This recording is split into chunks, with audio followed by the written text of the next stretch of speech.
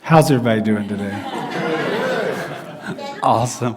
I'm going to switch things up a little bit and go ahead and light the Christ candle now, which symbolizes that Christ energy, that flow of life, of God, of source that flows through us.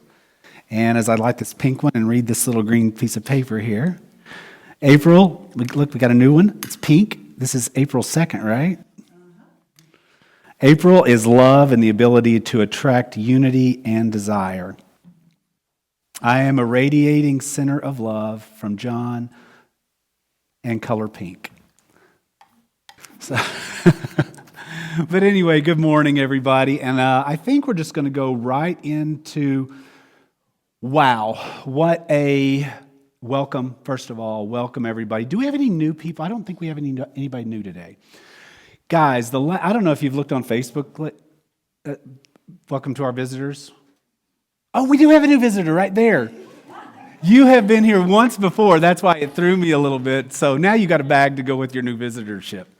So good to have you with us, everybody. But really, the last 2 to 3 weeks has really been remarkable. I don't know if you've had a chance to look on Facebook, but we had this last weekend, we worked on the gardens outside. So please, before you leave, if you want to go out and check out the new gardens in the back, we got 2 pallet gardens done. We got 1 planted yesterday. We had several people, thank you, Jennifer, the others that were here helping with that. Al, what's your head, John?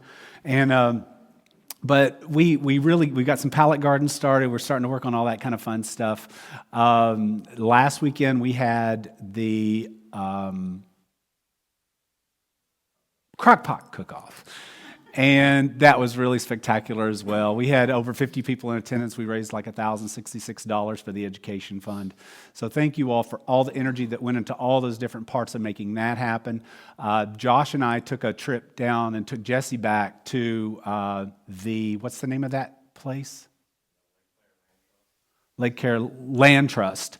And there are pictures posted on there as well. But they have I guess, do they call that I call it a socially sustainable community where people come in and out of the community, grow a lot of their own food. I'm sure they have a lot of things like solar power, which I didn't see all of that, but it was really beautiful. And there's some pictures of that as well. And we're going to be showing in just a second. Daniel Lambert was here Monday, Tuesday, Wednesday, and Thursday of last week. All I can tell you, everybody, is those that were here, how many of you, raise your hand if you were here. I know there were several of you that were here for that last week. What that was designed to do was to show us what we can do in community, and it was powerful. It was super powerful because what we started seeing happen from Monday to Thursday was, what started happening Monday through Thursday is people came in the first night and they're kind of quiet like we do when we sit in our groups, and then by Tuesday night we had the second potluck and the energy started growing. By Wednesday night, we were talking about things that are on our hearts that maybe are and are not working as far as what community and what is not working. So because we have to explore what's not working so we have an idea how to fix it. We are living in a time, in a paradigm shift where we know we have to change the planet. We can only do that because I can't go and say, President Trump, this is what we see in our community, and we don't see this working in the world. Can you help us change that? I don't think that's going to happen tomorrow when I call President Trump's office. So the way we can do it is do it within ourselves first. Make those shifts, make those changes, so that we learn the simple skills. One of the things came up, gossip. So we learn not to do that. We don't talk to other people about other people for any reason. What we do is we talk to that person. We learn to have the courage to speak up and do it lovingly. And we do it using all the tools we've been using from nonviolent communication, from the 4 agreements. And this is our fourth week on the 4 agreements. We learn it by building a community within, and we see the changes happening in the world where we want to grow our own food because we don't want to be eating the stuff that's in the grocery store that's GMO filled. We don't want to be doing, we want to be preparing because we know there are shifts and changes happening. And if we don't get real and we don't talk about it, then we don't talk about it and we go la, la, la, and it all happens around us and we get stuck in the middle of it. I feel like part of my job here as a spiritual leader is to build a tight-knit community, one that loves each other, one that we all can do amazing things. Carla, would you like to stand up and tell us? I'd like to infuse some more energy into some things we're doing here. Carla's going to talk about yoga for a minute. So we've become more of human doings than human beings. And I feel like a Sunday restore class, a legitimate restorative practice, would be much more beneficial to us. And, I know when people hear that word yoga, like, oh God, because there's so many misunderstandings about it. A lot of people think, oh my God, I'd be so bad at that, or oh man, I'm not in shape, or whatever the reason is. I heard people worship the devil when they do yoga, little things like that, I know, I've heard a lot of stuff, but literally, it's impossible to be bad at yoga.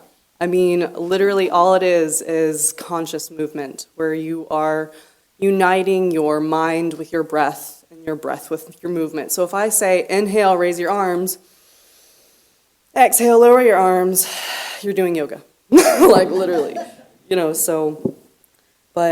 this restorative practice on Sundays, basically with the props, the pillows, the blankets, you're just relaxing.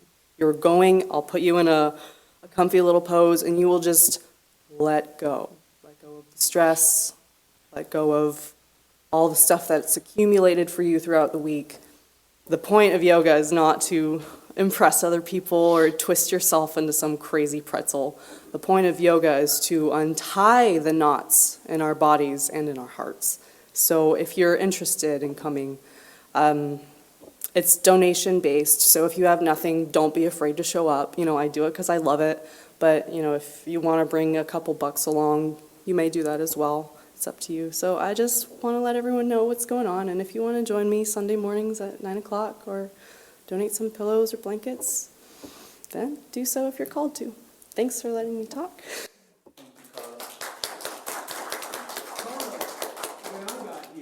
When I first arrived, Carla was one of the first ones to kind of step up and say, this is a gift that I want to share. So thank you, Carla. And that's at 9 o'clock on Sunday mornings every Sunday. One more thing. Yeah. Except for next Sunday, because next Sunday is Wanderlust. Yeah. So there's a big event where thousands of people go to meditate, and she'll be at that. So we're not holding yoga next Sunday. We'll start back up the following one. Anticlimax. It's all good. And then we have another announcement from Lynn. Hi, everybody. Lynn, would you come on up too, just so we... I was going to say, I'm loud enough. Yeah, that way we get it so everybody can hear it. Thank you. Hi. Oh, boy, this is weird. Okay, there was a group I was in Orlando, a small group of friends, and it was called a Spiritual Healing Circle. And it's basically a guided meditation, and then we start getting into what's really going on within us. Not what's going on in the world, but a place where we can talk and share and not be judged. And we're going to try to start that here on the 13th at 6 o'clock on Thursday night. And I would love everybody to come and try it at least once. Thanks. Thank you. This came out of one of our group circles, and Lynn's like, well, what I'm hearing is self-healing. And what ended up happening, she raised her hand, she talked to him like, well, it seems like you have the program all together. Would you like to start the program? And she's like, no, I can't do it. And then the next day or 2 days, Nettie came. A lot of you have met Nettie, and she goes, well, Nettie got with me, and she said, maybe we should do this. And she goes, okay, let's do it. So now she's doing it. Thank you for showing up and doing that beautiful work. And here's an overview from this past 4 days. Good morning, Unity of Blairsville. Sorry it took so long to get this video out to you guys. I've been slammed at work for the last few days. There's normally 3 waiters of us there, and the other 2 were fired this week for some reason. And so I was there all by myself so far this weekend, and it's been probably one of the busiest weekends we've had since I've been there. So, anyways, I apologize for this taking so long. Had a great week this last week. I really enjoyed it, you guys. We did 4 nights asking ourselves a series of different questions that helped move us from a space of where we were at in our thoughts about community to where we need to be in thoughts about community in order to help us move us along in that direction. I want to say that I was touched and moved, and I grew just as much as I hope you guys did. Very much so a collective process, a conversation that we had, starting with the question, what is community? And moving through, are we there yet? Are we willing to pay the price? And where is it we're wanting to go? And what tools can we use to get along the way? And I think that we really dug deep into those questions for ourselves. Not what anybody else thinks about it, but for those of us that were in that circle each night, we really dug into those questions. And sometimes it was raw, sometimes it was funny, but it was definitely eye-opening. And I hope to think that we really learned where we as a community can start to grow to really shape and move our vision forward. I really hope you guys enjoyed it. I hope it starts a huge conversation for you guys, and I hope to see you guys again soon. Thank you guys for having me, and I'll probably see y'all in a few weeks, if not sooner.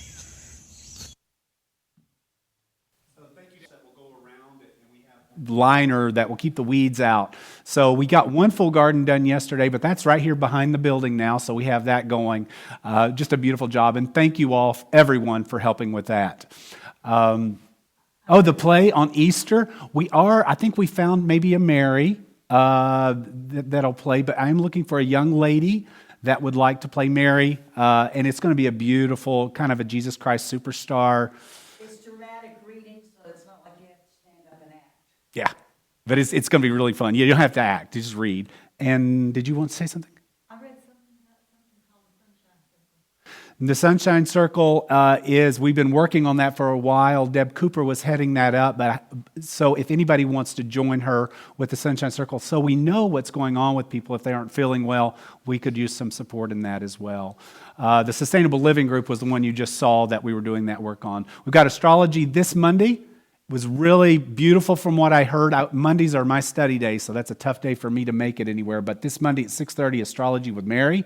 And May 19th and 20th is the yard sale. We do need a couple of leads on that if anybody would like to help with that, because I know it can wear out the people that are doing the work. So let's go into prayer now. Take a deep breath. Thank you for all the announcement time. And as we call in God, as we call in Source and the divine light that shines within us, we take a deep breath and we come down into this space and we feel lifted up through the source and energy and light that we shine onto the world. We say thank you for this beautiful day. Thank you for this beautiful family that we are building that comes together not just on Sundays, but is coming together throughout the week, and then we show up on Sundays for spiritual filling so that we can go back out into the world for another week or another month and shine our lights. We give such gratitude and thanksgiving, and we say thank you and amen. And so now we have a little announcement that Sherry would like to make, and then we'll go into our daily word. So thank you all. I got something to tell y'all. We have the most fantastic deal on our Facebook page. Sometimes I can't go to church, and I can't come to church, or it's too difficult for me to come.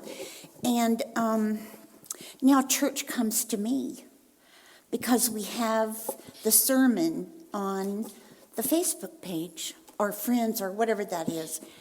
And sometimes I feel sorry for myself, because I can't be here and be into everything and all that jazz.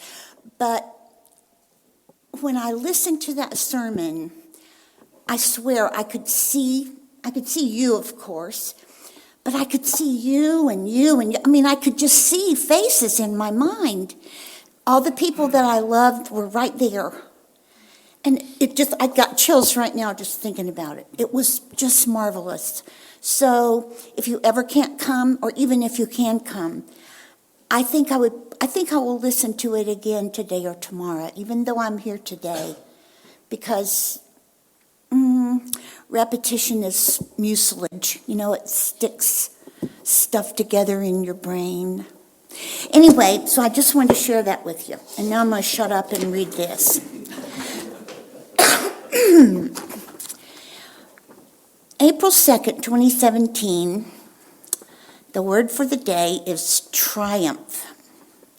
Spirit provides all that I need for triumphant living. Yes. There are times when I have pulled through adversity, loss, or trauma. Some of these victories were not easy because I resisted at first. Other times I may have struggled with feeling lost and alone, but my faith assured me that God and I are one. God is always with me. This knowledge strengthens my faith, wisdom, and peace of mind, the spiritual tools that I need as I move forward in faith and courage. I willingly meet all events of my life by viewing them as growth opportunities.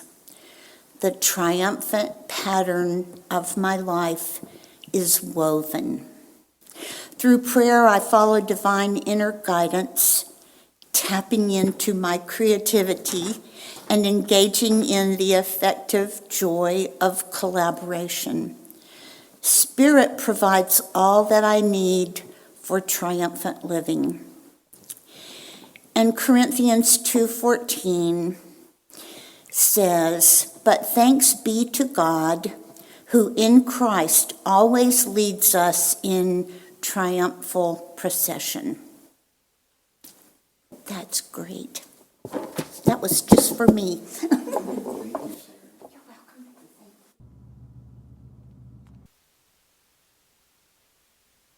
And as we call in the energy to live as one humanity, and we ask for guidance through our prayers and our meditation because we know the importance of it. As each of us lift up our own torch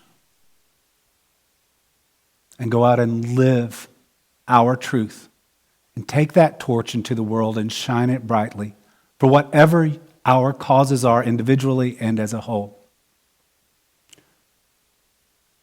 And as you light the way for me as your spiritual leader here to go out and shine your dreams as a torchbearer for unity, I will do my work. I ask you to do your work, to shine as brightly as you can, to listen for that calling that you are called to be, and to light your own candle, to show the other ways and the steps that each torchbearer can take. In this case, you light the way for me to show your dreams. And I will shine it for you as your torchbearer here at Unity. Show me the way. And I will do my best to share your dreams with the world and to build community here, strong and loving, and a family that we know we can come home to. And as we go into the silence, I want you to think about your passions and your love and your truth. Into the silence we go.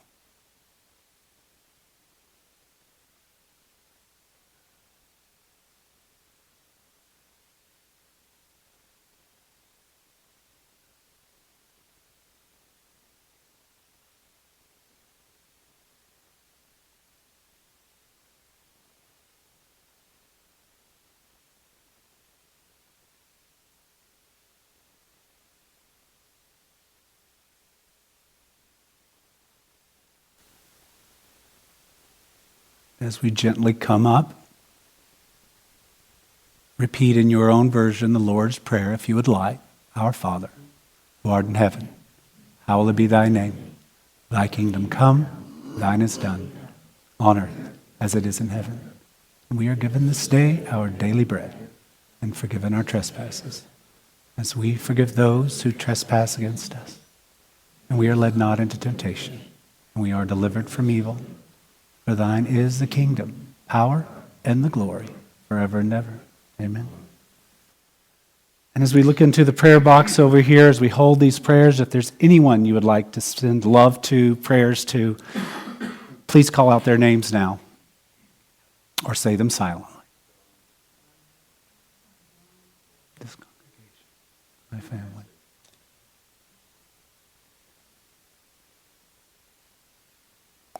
And we thank you and we hold these thoughts sacred. As if there's anyone that you would like to put physically into that box, those are sent up to Unity and they are held for a month in Unity's silent area for prayer. So, let's talk a little bit about the 4 agreements. The 4th agreement is always do your best. Your best is going to change from moment to moment. It will be different when you are healthy as opposed to sick. Under any circumstance, simply do your best and you will avoid self-judgment, self-abuse, and regret. Number 1, if we remember, in bringing around that 4th agreement, the first agreement we talked about the first week was being impeccable with your word. We talked about what that meant. How are we not living that, or how are we living that as compared to the way we've lived the rest of our lives? Becoming impeccable with our word is something we're having to learn because we weren't necessarily taught that growing up in the world the way it is today. Sometimes we were taught to get ahead, to raise it to the top, to go that corporate ladder structure. Sometimes we did what we had to do to get there. And that wasn't necessarily always being impeccable with our word.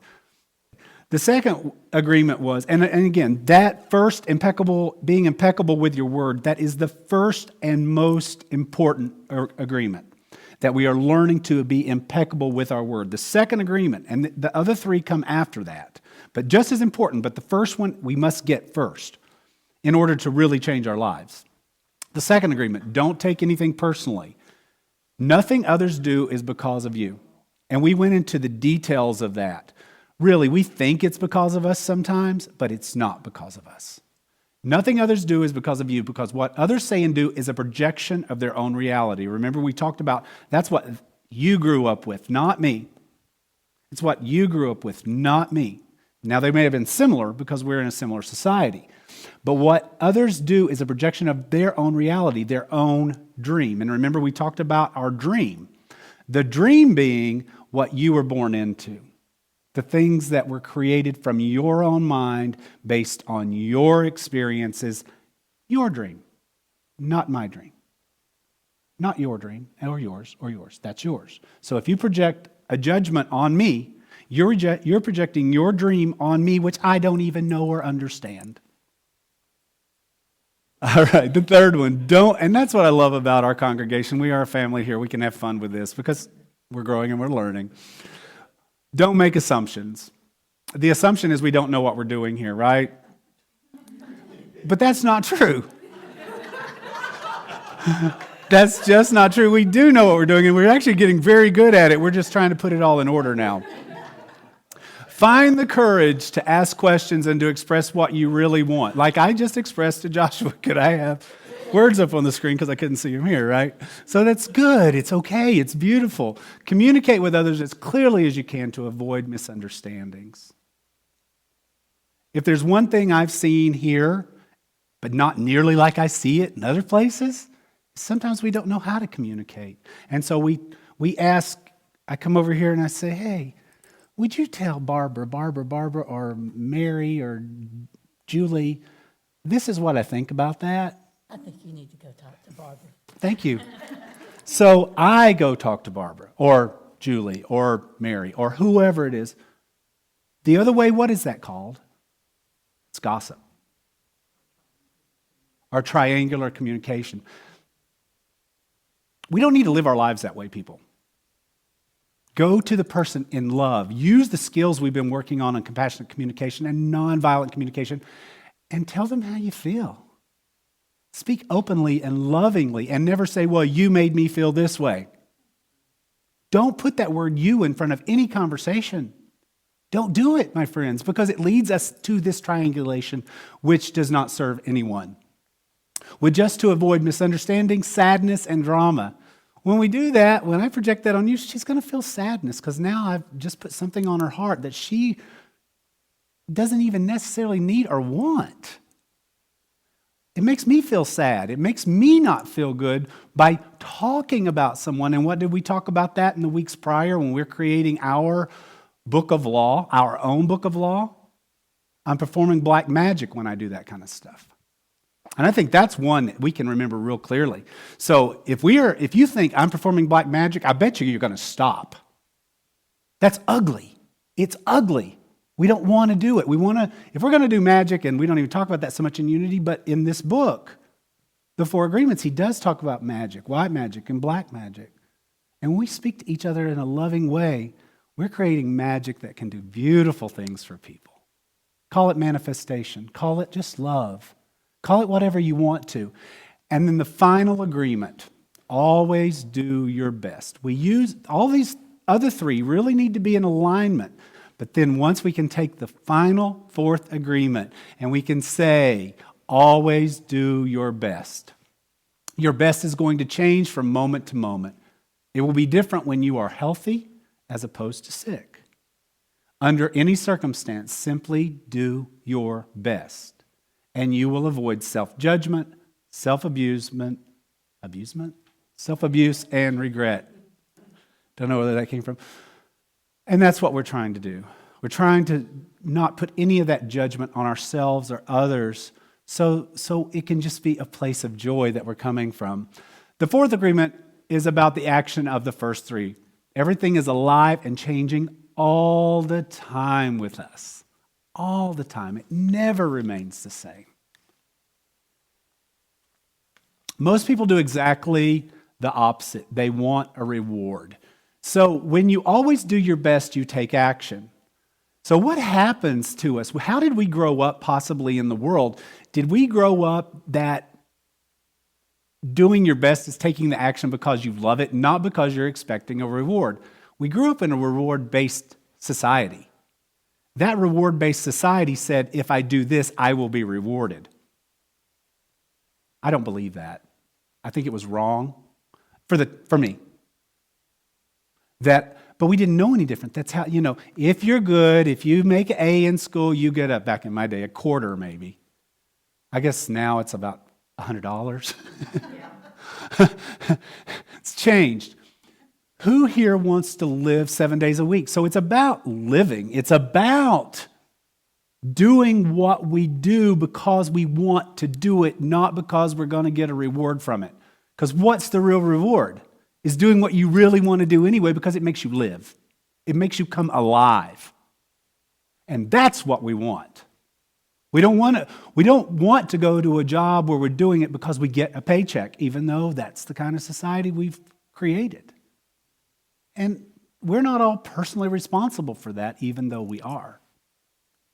So when we truly begin to live, we don't have to expect a reward for anything because our life will start turning into a reward itself. That's what these agreements are about. That's what this life is about. Not tit for tat, not what I will give you and what I'll get in return. I'm just going to give because I love to give. And I'm not talking about money. That's great too, because that buys buildings and electricity and things like that. And let me throw in a little story here. I went down with Josh to deliver Jesse back to Atlanta, and we got to walk through this beautiful walking community. There are things going on this planet that drive me to living within a walking community or a driving community. There are things going on that tell me maybe we need places where people would want to live so that they can get here closer if they can't drive, or if they don't want to drive, or if they want to walk, or if they want to build a community where you're farming and creating your own foods. Right behind us, Joshua was just saying, is it an eightplex? There's an eightplex that just came up for sale, and we're in these groups that we've been creating, talking about creating a land trust of sorts, maybe. And we don't know. These are just ideas. We're taking in ideas from everybody. But there's an eightplex for sale for $344,000. Is that what you said? $399,000, 8 homes, but a great investment if we decide that this is a good community to live in. If people eventually wanted to start moving here and living here and walking to a center where there are things going on a nightly basis. One of those nightly things being, and I'm going to go ahead and throw this in here now, this is one I was missing a while ago, is that every second Friday, we're doing an open mic night, which Mary has put so much energy into. Tom, a lot of people have put a lot of energy into this open mic night, bringing music and an upliftment to our community. The other 3 Fridays now, we're just going to do an open jam. They're a little bit different. The open mic night, I don't want to take any energy away from what Mary has done. I want to build on the energy. Josh comes from a community where people come every Friday night, and if you just want to bring your guitar or your flute or your voice, you can come and just sing on Friday nights or listen to music and just jam. And then we might build that into our Tuesday nights. But when you're within a community where people can live together, work together, that becomes a little easier to get your spiritual feeding. So I'm just putting that out there, that there's something for sale there that could be a great investment for community, for yourselves, for whatever we decide to do with kind of things. But if we could create some kind of land trust here, and again, just these are ideas, to where it perpetually feeds itself, where this unity, this community can grow and become something, that's exciting. It's exciting to me. So, I just like sharing it. The Buddhist meditator. This person, a student in Buddhism, went to a master and said, if I start meditating now, how long will it take me to reach enlightenment? Right? And so the master says, 10 years if you meditate, you might receive enlightenment. Well, we being humans say, 10 years, that sounds like a long time. Well, what if I did it in 4? If I could meditate twice as much and do it in 4 or 5 years, how long will it take me to reach enlightenment? And the teacher goes, that might take you 20 years. And so he's stuck saying, well, why is it going to take me so many more years when I'm doing it twice as often? Are you pushing it?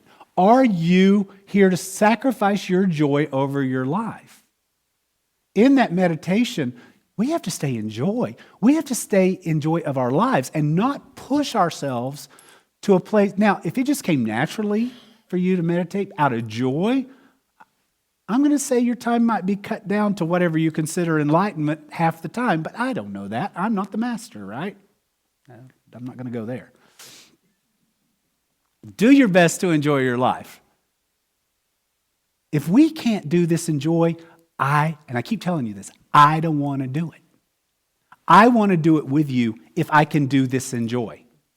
And what I'm finding in the last 4 months since I've been here is I'm finding joy in everything I do. And I'm finding I get tired sometimes because we're doing a lot.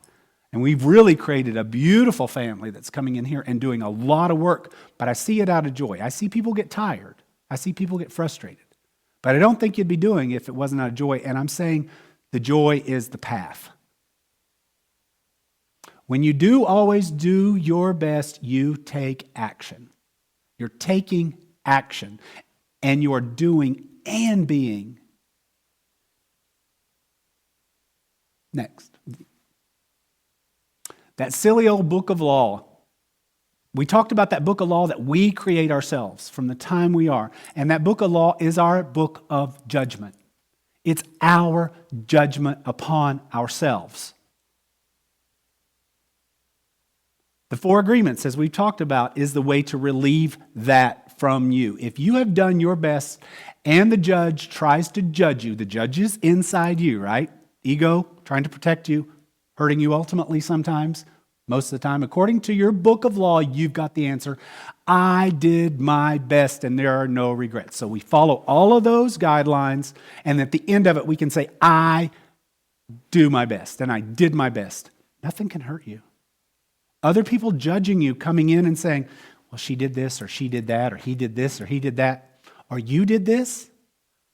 I did my best. I can stand through anything when I know I've done my best. And I'm using my words impeccably, and I'm not judging others. I'm living fully. Next, please. Living in the past or current dreams, you are not creating. Whatever life takes away from you, let it go. Let it go. When you surrender and let go of the past, you allow yourself to be fully alive in the moment. That song, Imagine. Imagine. There are none of those ugly things anymore. You're living in the present. You're living with that Christ consciousness within you. It's flowing through you. It is alive. You are alive. In this space, you are alive. In your hearts, you are alive. All of those things we learned, leave them behind. That's what we're doing here. Bring your dreams to the table. Let me, as your spiritual leader, shine the light of your dreams. That's what I'm here to do. I want to do that for you. I want to serve you. You got to light the candle and show me how to walk. Show me what you want. Then I'm going to go out there and I'm going to do my job and you're going to do yours. And I can see where to go. I can see what you want. I can see what your dreams are. But if you don't light that candle for me or yourselves, how can I see where to walk? How can you see where to walk? So let's do this for each other, because this is where the joy comes from. Next. The first three agreements will only work if you do your best, if you are impeccable with your word, if you don't take anything personally, if you don't make assumptions, if you always do your best, then you are going to have a beautiful life. Next, please. Tom, do you have to go to work today? Okay, I'm running really behind, sorry. Breaking an agreement. Here, this is important. We break agreements. We can't be what we want to be necessarily all the time, especially not if you just use negative stuff like I just said out of my mouth. We can be that, but it's okay if we break an agreement to begin it again tomorrow. It is okay to begin it the next day. Keep working on it till you get it. Every day will become easier. Your life will become easier. You will flourish and be happy and make up your mind to be happy. I have this little thing sitting in my kitchen that says, make up your mind to be happy. And I look at it every day and I go, okay, Bates, make up my mind to be happy. It's powerful. Make up your mind to be happy. Use it in your meditation. Use it in your prayer.